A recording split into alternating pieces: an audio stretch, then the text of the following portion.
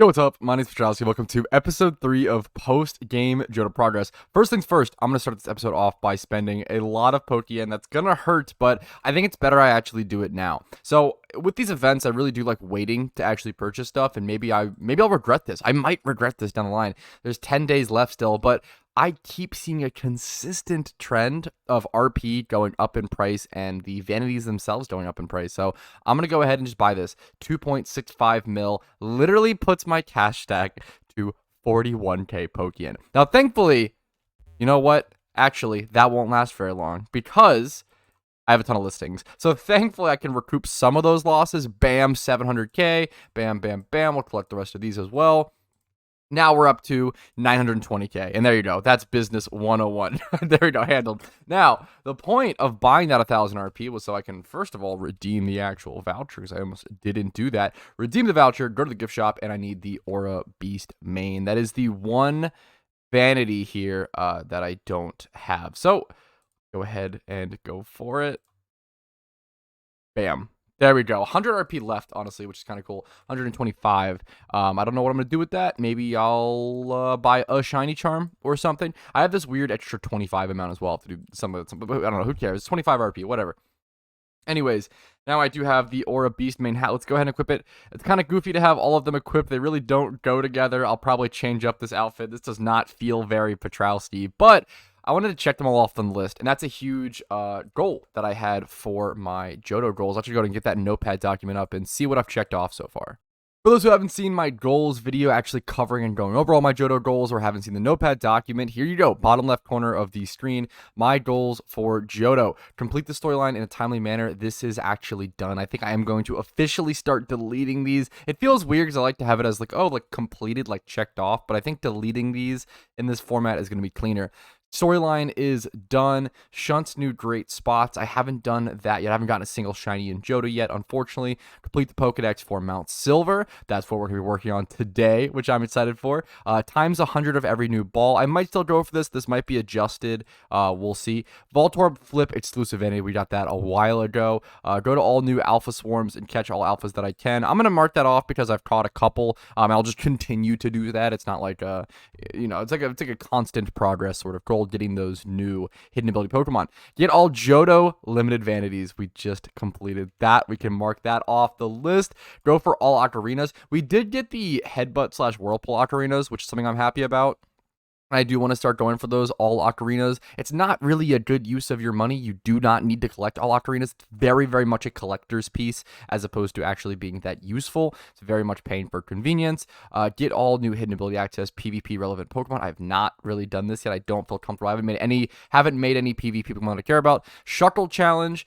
I might go for one more shiny Shuckle. I think this might kind of be nixed essentially, because what happened was they technically added a new Shuckle location, but it's rocks outside of the Safari Zone, which I guess is something. But honestly, if I were to hunt for another shiny Shuckle, it's actually better to just go in the Safari Zone because you're paying 500 yen for the rocks. You can just go in, you can catch them all, make Pokeyen along the way. Yeah, I think the Shuckle challenge unfortunately didn't pan out for Johto. If they would have added a single encounter with grass, if they would have added my other video ideas were leaking, excuse me. If they were adding other stuff, if they were adding grass encounters, a _3 horde, a ×5 horde, that's where I would have gone for a lot more shiny Shuckles. But unfortunately, no ideal Shuckle hunting locations for shinies. So that's it. I think these are the goals we have left. 1, 2, 3,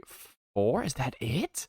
That feels pretty. I guess 5 with ocarinas. That feels pretty crazy. Now these are obviously long-term goals, like Pokedex completion. I'm working towards that though. I finished the Johto today, actually, 257 after 257. Kanto is 239 out of 239. Hoenn is currently 221 out of 237. Let me actually move this over. Let me just get rid of this notepad document. That'd be better for you guys.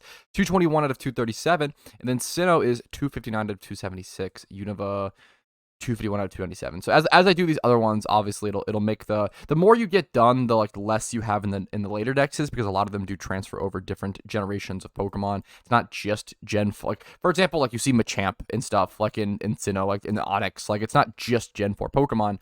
It's a lot of other complicated stuff. So Yeah, let's today I'm mostly going to be working on the Hoenn Pokedex and hunting for Miltank. So I will see you guys with updates on that progress. And if you want to check out the full, I'll be doing a full like series and video for Hoenn Pokedex completion. So if you want to check that out, there'll be a whole series and a playlist dedicated to that. This is actually my first time trying to leave Johto, and Professor Oak stopped me and tried to talk to me. Let's see what he actually, just upgrading my Pokedex to national mode. Yeah, that definitely wasn't the case. Thanks, Oak. You really saved me there, man. And apparently he has a radio show to go tell for whatever reason. But here we are. This is my first time heading out of Johto, hilariously.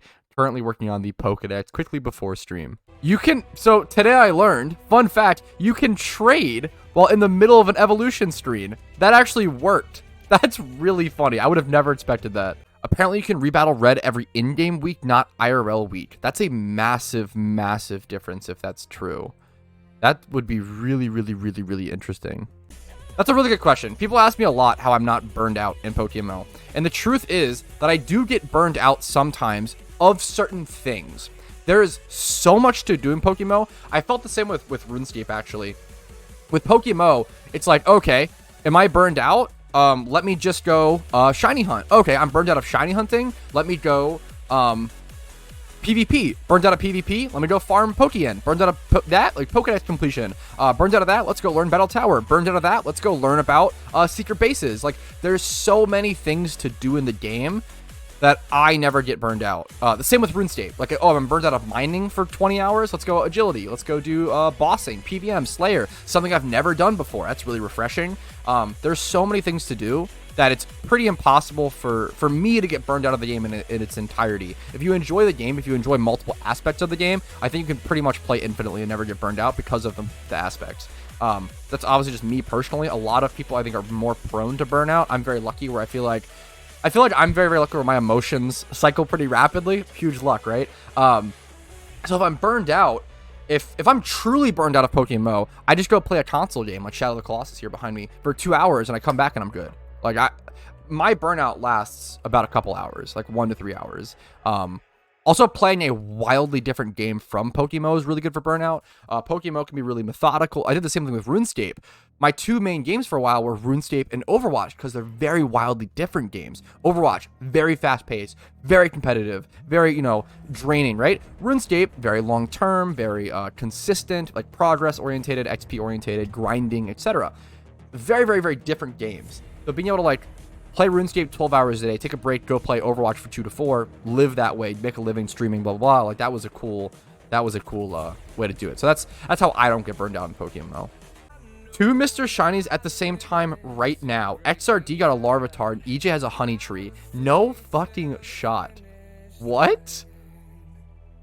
Is it a Combi as well? EJ got a Combi, which is incredible. I really want a shiny Combi. And then XRD got a Larvitar. 2 fucking phenomenal shinies at the same exact time. Dude, how is Mr. so fucking incredible? That is nuts. If you actually have 1 mil Pokeyen, can you buy the Slowpoke tail on Route 32? I don't know. Someone needs to test that. That's incredible. Oh, I didn't know this. I actually thought Starmie was one of the few that didn't get easier to hunt. It actually is easier. Well, kind of. So it's uncommon in headbutt encounters. Take that. I don't know how difficult headbutt encounters were going to be, but it went from being a rare single encounter to an uncommon single encounter. That's a pretty big difference. I wonder if headbutt meta will be the way to encounter shiny Starmie. That's pretty interesting.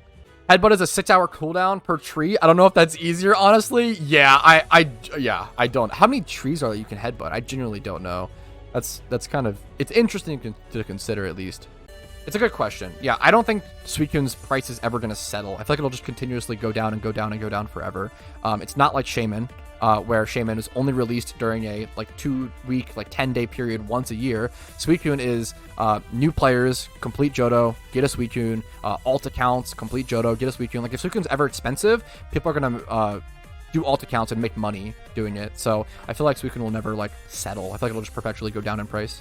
Yeah, it's comparable to ability patches, because ability patches will also go down in price perpetually, but I would argue that ability patches are actually harder to get. It's harder to complete a Pokedex, an entire region's Pokedex, versus just complete Johto and just go hunt for Suicune for 3 hours. It's like a 13-hour grind to get a Suicune. I think it's way longer to get a Pokedex completion for an ability patch. So, yeah, I don't know. A good point. My rare Patrouski is getting way more levels than I expected. Level 82? I'm honestly really happy with that. So catching a shiny Pokemon unexpectedly is like having a child unexpectedly. Even if you don't care about shiny Pokemon at all, if you catch one, you'll get attached to it and you'll feel really good. Kind of like having a kid. If once your kid is born, even if you didn't want it ahead of time, you'll actually get really attached to it and really care about it. Definitely the same thing. Absolutely comparable. True and real. I'm surprised how many people have asked this question. Renaming your boxes is pretty simple, but it is different from what it used to be. So you used to right click your box and rename. So now you have to like select your box and then left click up here. And there you go. Pretty simple. Change your box. La la do dad. There you go. Bam boom. Okay, we're done hoeing decks. Do we start Sinnoh or do we take a break and go hunt for Miltank? That's the real question. That's the real question at hand. I like XP training at Miltank because you can farm there and XP training at the same time, which is nice. It's actually like a good XP training spot, which is cool. Start Sinnoh. Everyone's saying Sinnoh. I feel like Sinnoh might be the play. You have taken a break from the decks for 11 years. I think it's about time you do it. Not wrong. Okay, Sinnoh. Fuck it. We'll work on Sinnoh, fellas. The thing with the Voltorb hat, people say it's ugly. Okay, it is ugly, but you can do this. Okay. The cool thing about the Voltorb hat. Look at this. Watch. Are you watching? Kaboom. That shit's cool. Okay. That shit is alone enough of a reason to sit through the worst piece of Pokemon content ever made, aka Voltorb Flip. This animation is like beautiful, perfect, pixel art at its best. That's, dude, imagine you're just like hanging out like AFKing in Vermilion and you hear like an actual like explosion because your sound effects are on super high. It's like AFK in the background. That's so funny. Any tips for Johto Nuzlocke? Dude, Johto Nuzlocke is probably the hardest Nuzlocke in the game now. I kind of want to do a whole video dedicated to it. It's kind of insane. The fact that you have double boss battles in fucking Gyarados and Ho-Oh is insane. You absolutely, if you're in a Nuzlocke, you like require a Mareep / Ampharos to get through Gyarados, I feel like. And then you need a bunch of Rock Slide Pokemon for Ho-Oh. It might even be more beneficial. Someone was saying for a Johto Nuzlocke, you might want to get 3 Rock Slide Pokemon and only take 3 Mons to Ho-Oh and don't let them like get switched out essentially. So you only 3 Pokemon and then just like Rock Slide spam the whole time and don't get like your Pokemon switched around. Having double boss battle is insane. You do get Suicune for the Elite Four, but like you only get Suicune after Ho-Oh, so it's kind of too late to actually be like a benefit. I feel like Johto is like by far the hardest Nuzlocke now in the game. It's kind of insane. If there's an early game spot for Magneton for Johto, that is pretty like important. Magna's Zone is very good. Its speed is a little bit of an issue, but it's like enough in the storyline. It's, yeah, Magna's Zone can be really, really good in Nuzlocke. The typing is so good. Yeah, it's fantastic Pokemon. Trade log, yeah, my trade log, fuck. Someone asked in chat, hey guys, is your trade log disabled? Yeah, mine is as well. That's kind of weird. There's probably some bug. The trade log is temporarily disabled. Good shout. Yeah, the comfiest way to play with a controller that I've seen is doing a Lepa Berry shiny hunt with controller, because you literally just like press like 2 buttons. It's so nice. Maybe just 1. It's so comfy. That's like the nicest way that I found. Okay, I usually forget how to get it. I think how to get to Fuga Ironworks is you go east over here and then surf your way like all the way up, right? You know what? Let me check my honey tree for a shiny. Why not? Content. Nice try. Close. Just hit 5,000 followers officially on Twitch. Kind of a cool number. I've been streaming on Twitch since 2013. So it's kind of weird but that's insane. Thank you guys for watching. Hopefully it's been worth your time. That's nuts. Let's check this other honey tree as well. Close to a shiny. Almost, for sure. I'm in the mood to do this Lapras Swarm for whatever reason. I'm probably shouldn't shiny check and not actually catch, but I don't know. I'm feeling lucky about it. Let's see if I'm right. 4 chances out of 1 to 30,000. Very unlikely, but would be a crazy shiny. All right, last chance on the Lapras. If we don't get a shiny, we're just super shiny locked. Never lucky. Can you guys believe it? Definitely not just me being slightly unlucky. Not even that. Not just math. Heck W. Wait, this is kind of a snipe. This Vanillite was modest 31 special attack for 3k. Vanillix isn't the most desired Pokemon in PokeMMO, but it's pretty desired. It's very good in PvP. Yeah, this is 3k. Let's quickly breed this for profit. Why not? Now I'm into it. Now I'm down. I have 2 options here. I could get a female Vanille. I want 20 plus defense because it has that. Or special defense or something. What does it have? 20 plus special defense. I want to keep that. So I need 2 times 31 to breed with it. And then I'll Everstone the modest nature because that's worth getting. It's worth carrying over. This is actually tempting because it's 48k though, which is kind of, let's check Ditto as well. We could do female Vanillite or whatever, or Ditto. Let's check Dittos. So it's 2 times the amount of Dittos are wildly expensive right now. Okay, this is becoming much worse of a breed than I expected, but I think this is still good. Maybe I'm dumb. I feel like this is still really good. I might regret this, but I think it's actually good. Because it could roll all these other stats as well. Okay, let's go ahead and Everstone this one, and we speed brace this one, and we just hope for the best. If the other stats roll well, this could be really, really good, but that was pretty expensive. I could check Sim Ed Group for this one, because Mineral Modest isn't going to need much, but there's no way I'd have to pay less than 3k for this one for that to matter, and I feel like that's just not going to happen. I feel like this is still the best breed. I couldn't do Ed Group for the male one because it's obviously male, and I wanted to decide species. I'm not really showing the Pokemon well enough. Sorry, right here. So I'll do what this breed looks like. This ended up costing a lot more than I expected. 20k for the braces plus 3k, 23k plus 48k. So it's like what, 60, like 80k for this breed. Kind of expensive. But I might regret this. That's okay. It's a cool Pokemon. Who cares? Okay, here is the Vanillite. It rolled 20 plus defense, but still low HP. Could have been a lot worse. I'm pretty happy with that. It might be worth to breed again, but it's getting really expensive is the issue. Let's see if I can find a really cheap. It's in the Mineral Ed Group. It rolled female, which is really good. It's in the Mineral Ed Group, which is usually really cheap for special attacking breeders. So let's see. The issue is to breed it up from this point. This is what the IVs have to look like. Like, it has to be 3 times 31, and then also 20. Like, it's just way too expensive, I think. But yeah, this is like the best deal, quote unquote, which is hilarious. To like keep nature and everything. Try like 18 here if we see like a super deep. Yeah, no, nothing. Yeah, no, this is. I feel like I think we're gonna have to just hold it at this for now. I'm gonna throw out my PC and then maybe one day I'll fix it. Unfortunately. Wait for it's just a tough time. There's like the economy is so active right now, stuff's getting really expensive. It's better to just wait and like find a cheap mineral breeder in the future.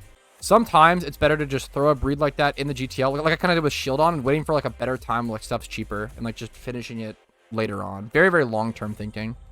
I mean, totally honest, this Vanillite breed was kind of just a mistake, but I don't know, it was fun. Who cares? Yes, there is a limit to how many boxes you can have for Tails. Good question. You can have up to 25. I believe. I think you start with, what, 11 by default? So you can buy 14 drive expansions, which is pretty expensive if you actually want to get them all. People ask me this question a lot, and my honest answer is I don't know, and it's really, really hard, right? Especially when it comes to, like, investing in, like, 1 out of 3 items that are all coming out limited gift shop vanities at the same exact time. It is, like, near impossible to guesstimate which one is going to be the most expensive in 2 years, because it comes down to...